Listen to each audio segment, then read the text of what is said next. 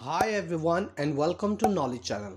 आज की ये वीडियो मैं टाइप्स ऑफ डेमोक्रेसी पर बनाने जा रहा हूँ और मैं कोशिश करूँगा कि आपको बहुत ही आसान लफ्ज़ों में इनमें फ़र्क बता सकूँ, वो भी मिसाल के साथ। और मज़ीद ये वीडियो मेरे डेमोक्रेसी की सीरीज़ वीडियो में से एक है। अगर आपको इसकी सीरीज़ देखनी है तो उसका लिंक मैं आपको डिस्क्रिप्शन में दे दूँगा, आप ये सीरीज़ देख सकते हैं। तो आइए अपनी वीडियो की तरफ बढ़ते हैं।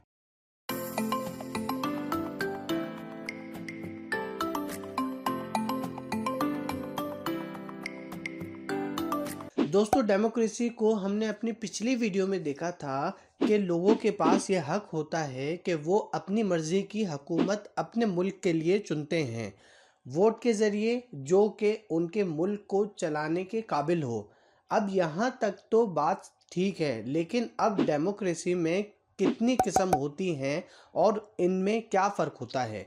वैसे तो काफ़ी किस्म की डेमोक्रेसी हैं इस दुनिया में, लेकिन हम इनमें से अहम को डिस्कस करेंगे। डायरेक्ट डेमोक्रेसी और प्योर डेमोक्रेसी।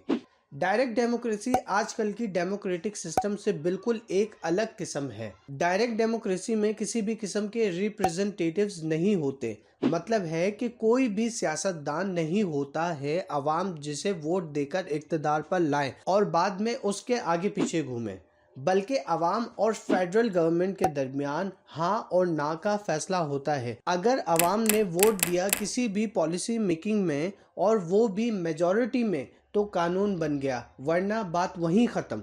डायरेक्ट डेमोक्रेसी में पब्लिक यानी कि लोगों के पास ये हक होता है कि वो मुल्क की पॉलिसी मेकिंग में पार्टिसिपेट करते हैं। मसलन अगर गुनाह करने वाले को सरेआम सज़ा देनी है तो चंद लोग उसका फैसला नहीं करेंगे, बल्कि अवाम उसका फैसला करेगी एक जगह जमा होके और वोट देकर। दोस्तों, ये डेमोक्रेसी की एक बहुत ही पुरानी किस्म है जो कि हमें मौजूदा दौर में कहीं नहीं देखने को मिलती है।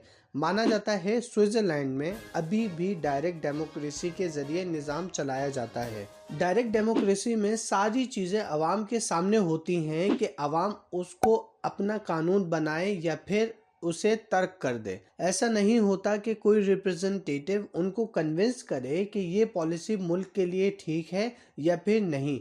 बस जो अवाम फैसला करेगी वो आखिरी होगा, विदाउट एनी डिबेट। अब डायरेक्ट डेमोक्रेसी की थोड़ी हिस्ट्री देखते हैं।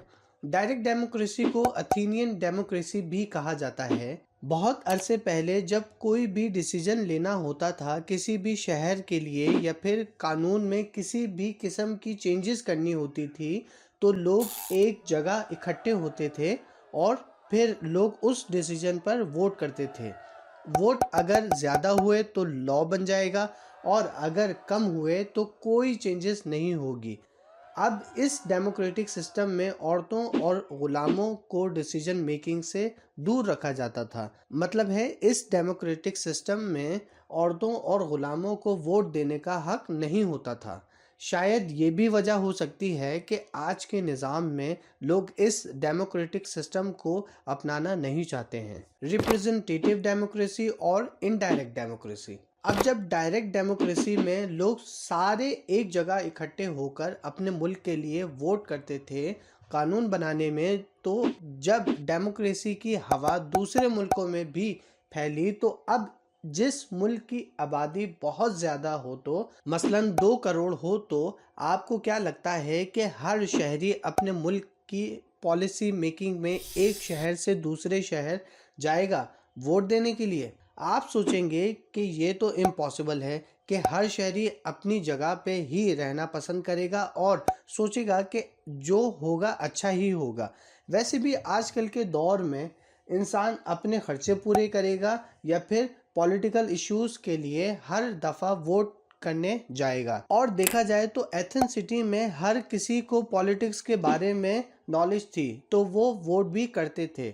लेकिन आजकल के दौर में हर किसी के पास तो पॉलिटिकल साइंस की नॉलेज नहीं है, तो वो कैसे पॉलिटिक्स को समझेंगे और पॉलिटिक्स को बेहतर करने की बात करेंगे। इसी वजह से रिप्रेजेंटेटिव डेमोक्रेसी का कॉन्सेप्ट इंट्रोड्यूस किया गया है कि जिसमें अवाम अपने पसंदीदा लोगों को वोट करके उनको अपना रिप्रेजेंटेटिव मतलब नुमाइंदा बना देती है। ये नुमाइंदे पॉलिटिक्स को समझते हैं और लोगों के मसाइल को कैसे आगे तक पहुंचाना है और उसका हल कैसे निकालना है उसका तरीका भी जानते हैं।